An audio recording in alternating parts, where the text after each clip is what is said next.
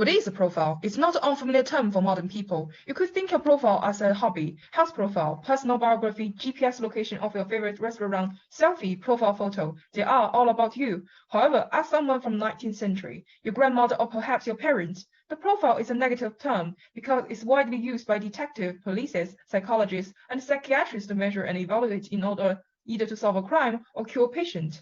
A profile did not record how people see themselves. It is from the perspective of the authorities. It is described as an unwanted attention. While the nature and definition of profile haven't changed, however, in the start of 20th century, people is becoming more acceptable to the ideas of being profiled. Oh, that sounds like a very scary idea of being profiled. But how our relationship with profile has changed in modern day? Interestingly, the idea of self-representation have been normalized these days.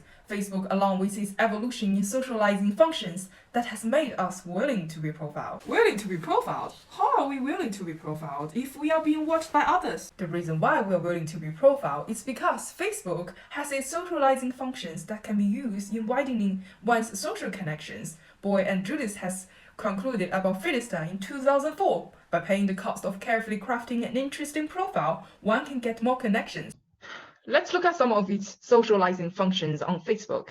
Some of the original functions from 2005 Facebook, you could look up for long-lost pals, make new friends, keep in touch with long-distance friends and family members. Also, some new functions were introduced along the way until today. You could play games and competing with your friends, make a post to make yourself heard so people would comment and like and share, and keep tabs on your kids' activities. You could see all these functions required to provide detailed information about yourself and the people you are interacting with. After all, according to Via, Facebook wouldn't be very useful if no one used the real name.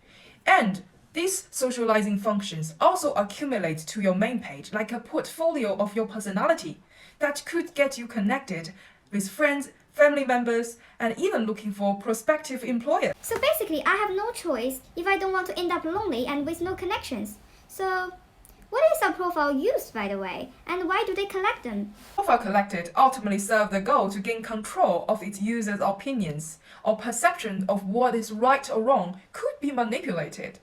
In the spring of 2018, it was revealed that the Cambridge Analytica had silently accessed near 90 million of Facebook users' profile before 2014 to 2016, a scandal that brought Mark Zuckerberg to the floor of the US Senate. People start to wonder if this has an effect on the outcome of the recent election. While Facebook provides a free service in widening your connection, it is getting something back in return, which is your attention. Your attention is described as a fluid commodity. One's attention could be optimized and fed with relevant content and advertisement that serves to alter you. So your attention of what is right or wrong could be manipulated if you are a prospective customer or eligible voter. Since your profile is being targeted and all the content that you see is customized just for you. Well, I never thought our opinion could be altered by simply scrolling through Facebook, and I think I need to take a time off the social media.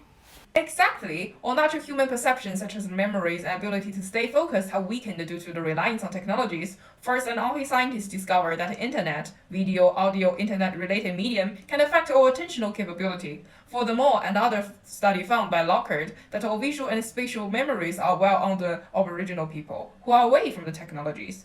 While we give most of our time to many evaluations and interacting with the algorithm version of our friends and build and maintaining our profile, we should realize that our life is more than an instrument. It is therefore cannot be optimized. Jenny Aldau calls its reader to re-enter the physical world and reject our attention being exploited by capitalist values.